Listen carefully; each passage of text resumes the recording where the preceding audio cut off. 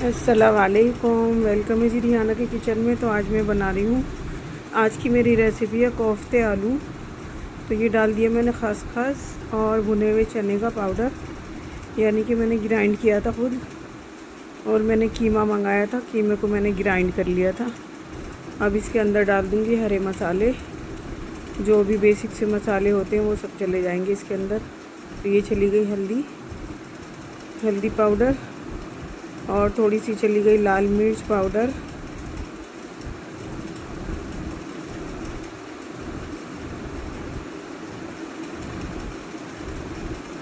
और ये चला गया गरम मसाला पाउडर,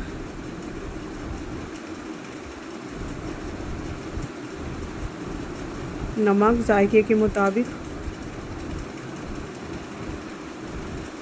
और डाल रही हूँ हरे मसाले जो जो भी इसमें जाते हैं। हरा धनिया,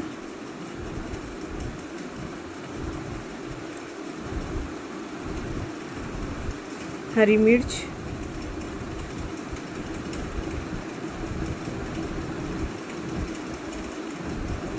हरी मिर्च और हरा धनिया इसमें ज़्यादा ही डालना चाहिए, तो जायका ज़्यादा आता है कोफ्तों में। और ये चला गया अदरक कटा हुआ, और प्याज जाएगा इसके अंदर। प्याज मेरा चॉपर ख़राब हो रहा था, तो मैंने छुरी से ही कैंची से ही काटा था। ये चला गया प्याज। अब इसको मैं एक जान कर लूँगी।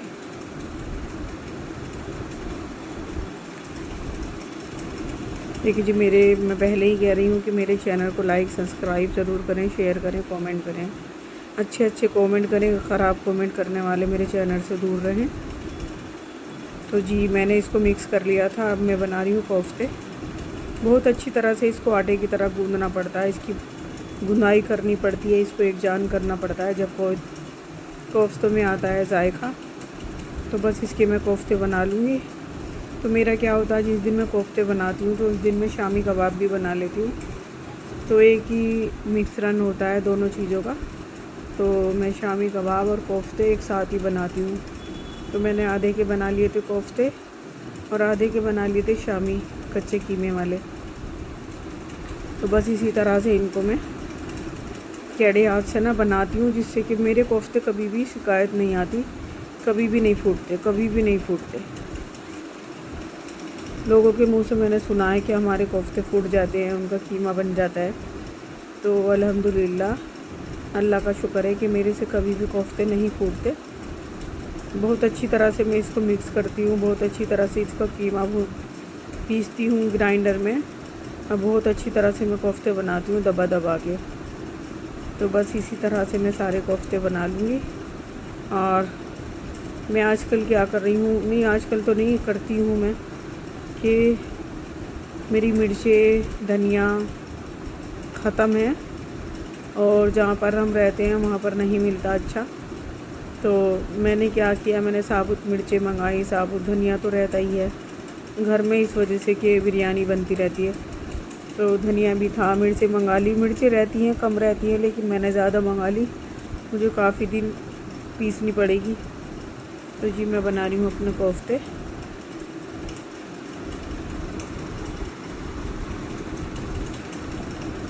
और जी, कोफ्ते मेरे बिल्कुल रेडी हो गए थे, बन गए थे सारे कोफ्ते जितने भी मुझे चाहिए होंगे। अब मैं बना लूँगी। ये तो शामी के लिए बच गया है कीमा, और अब मैं तैयार करूँगी अपना मसाला जो मैं कोफ्तों में डालूँगी। तो मैं आज बना रही हूँ आलू कोफ्ते। तो मैं बता रही थी आपसे कि मैं साबुत मिर्चें धनिया खा रही हूँ आजकल। ये चली गई मेरी मिर्चें, ये चला गया मेरा साबुत धनिया,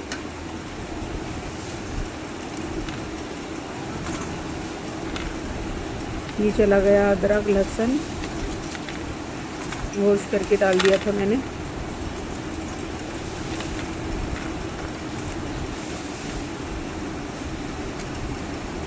ये चला गया प्याज। अब मैं इसको कर लूँगी मिक्सी में ग्राइंड।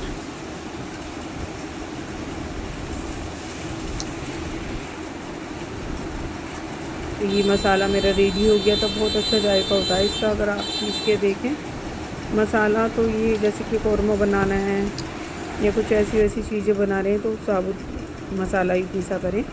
तो ये डाल दिया मैंने देसी घी और इसके अंदर डाल दिया मैंने प्याज ब्राउन होने के लिए। तो मैं खुले हुए बर्तन में ही पकाना रेफर करती हूँ, खुले हुए ही पकाती हूँ, खुले में मुझे पसंद है। कुकर में मैं बहुत ही ना के बराबर बनाती हूँ, जो मुझे ये होता है कि भाई कुकर में बनाना है और देर लगेगी गोश्त वगैरह गलने में, तो मैं बना लेती हूँ, नहीं तो मैं खुले बर्तन में ही बनाती हूँ। तो इनको कर लूँगी मैं लाइट ब्राउन। और ये चला गया जी मेरा गरम मसाला, तेज़पत्ता। तो इसमें मैंने थोड़ा सा जायफल, जावित्री, दालचीनी, काली मिर्च, बड़ी इलायची, हरी इलायची, ज़ीरा, ये सब कुछ ले लिया था। और बस ये मेरा रेडी हो गया है बिल्कुल। ज़्यादा ब्राउन नहीं करूँगी, नहीं तो काला हो जाता है मसाला। तो अब डालूँगी अपना मसाला जो मैंने ग्राइंड किया था। तो इससे ना बहुत ही पुराना देसी ज़माने की याद आ जाती है, जब कभी हमारी अम्मी पीसती थी सिल पे, तो ये बिल्कुल उसी तरह का बन जाता है। तो पहले तो सिल पे पीसते 2 घंटे लगते थे, लेकिन ना ही तो अब वो जाने रह गई हैं और पहले वाली कुछ भी चीज़ नहीं रही। तो बस मिक्सी में ही पीसते हैं अब तो मैं इसको अच्छी तरह से, थोड़ा सा डाला मैंने इसके अंदर पानी और मैंने कर ली इसकी भुनाई। और अभी मैं जब तक इसकी भुनाई करूँगी, जब तक कि ये चला गया जी नमक। जायके के मुताबिक थोड़ा हल्का ही रखिएगा। थोड़ी हल्दी जो मैंने नहीं डाली थी, इस वजह से कि नमक कम रह जाता है तो बाद में भी डाल लें, और ज़्यादा हो जाता है तो बड़ी परेशानी हो जाती है। बस मैं इसको अच्छी तरह से भुनाई करूँगी इसकी मसाले की।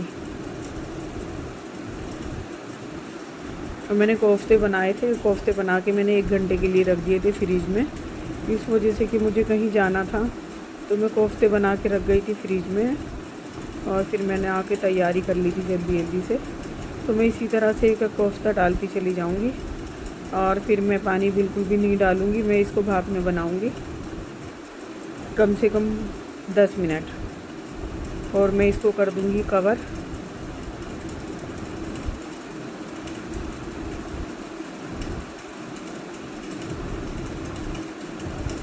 कोफ्ते मैं बता रही हूँ, मेरे कोफ्ते बिल्कुल भी नहीं फूटते, बिल्कुल भी नहीं फूटते।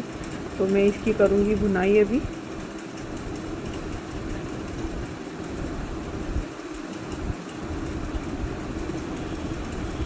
मैंने कर दिया इसको कवर और मैं हिला हिला के थोड़ा थोड़ा देखती रहूँगी जब तक कि ये टेढ़े ना हो जाएं। और टेढ़े होने के बाद भी मैं इसमें एक बार पानी ज़रूर डालती हूँ, फिर गोश्त की तरह करती हूँ इसकी भुनाई।